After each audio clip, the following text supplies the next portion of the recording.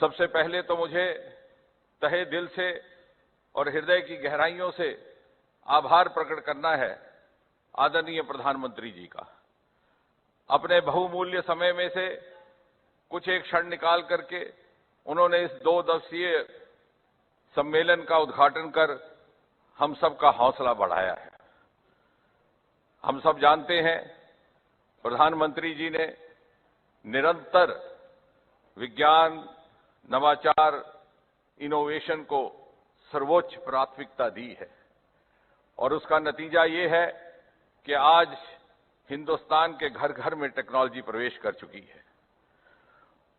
और ये इसलिए संभव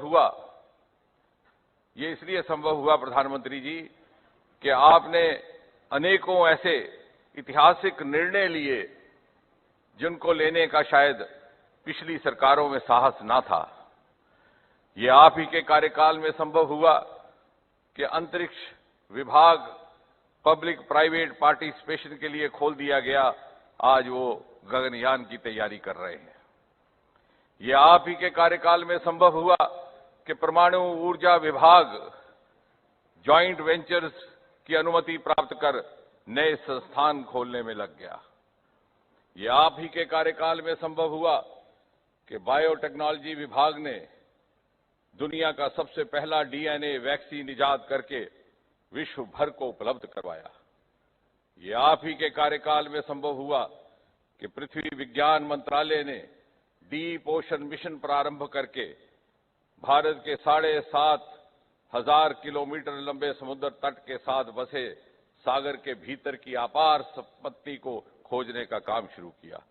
और ये भी आप ही के कार्यकाल में संभव हुआ कि मात्र 350 स्टार्टअप्स की संख्या बढ़कर के 75,000 का आंकड़ा पार कर गई और हिंदुस्तान को दुनिया के पहले 3 स्टार्टअप इकोसिस्टम्स में शुमार किया गया। और आज भी ये आप ही की प्रेरणा से इस प्रकार की कॉन्फ्रेंस, इस प्रकार के सम्मेलन का आयोजन किया जा रहा है। इस 2 दिवसीय सम्मेलन अपने में अनोखा केवल इसलिए नहीं कि इसमें प्रत्येक राज्य और केंद्र शासित प्रदेश का प्रतिनिधित्व है, बल्कि इसलिए भी कि इसको एक अलग स्वरूप देने का प्रयास है। अलग अलग सत्र, थीम बेस्ड सेशंस होंगे। भारत एक बहुमुखी देश है। प्रत्येक राज्य की परिस्थिति अलग, प्रत्येक राज्य की जरूरत भी अलग। किस राज्य में किस टेक्नोलॉजी का उपयुक्तता से प्रयोग हो सकता है, उसको लेकर के केंद्र और प्रदेश मिल बैठ करके मंथन करें। एक इंटेग्रेटेड अप्रोच से, साइलोज से बाहर निकल करके एक नई कार्यशैली का पालन करते हुए ऐसा करने का प्रयास किया जाएगा।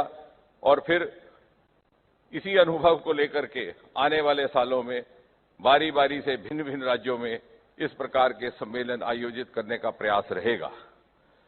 साथ ही साथ इस सम्मेलन से जो निष्कर्ष अथवा कंक्लूजन्स निकलेंगे, उनके आधार पर यदि आवश्यकता हुई तो छोटी छोटी ज्वाइंट कमेटीज, वर्किंग कमेटीज अथवा टोलियां, समितियां फॉलो अप के लिए भी गठित की जा सकती हैं।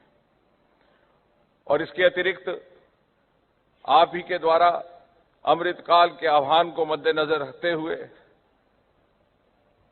प्रत्येक प्रदेश में युवा वैज्ञानिक, युवा प्रतिभाओं को कैसे बढ़ावा दिया जा सके, इसको लेकर भी केंद्र और प्रदेश मिल बैठ करके योजना बनाएंगे, विचार करेंगे, ताकि अगले 25 वर्ष ये युवा अपनी पूरी ऊर्जा के साथ देश की सेवा को समर्पित हो सके और 2047 के भारत के निर्माण में, आपके सपनों के शताब्दी भारत के निर्माण में अपनी भूमिका अनुकूलता के साथ निभा सके।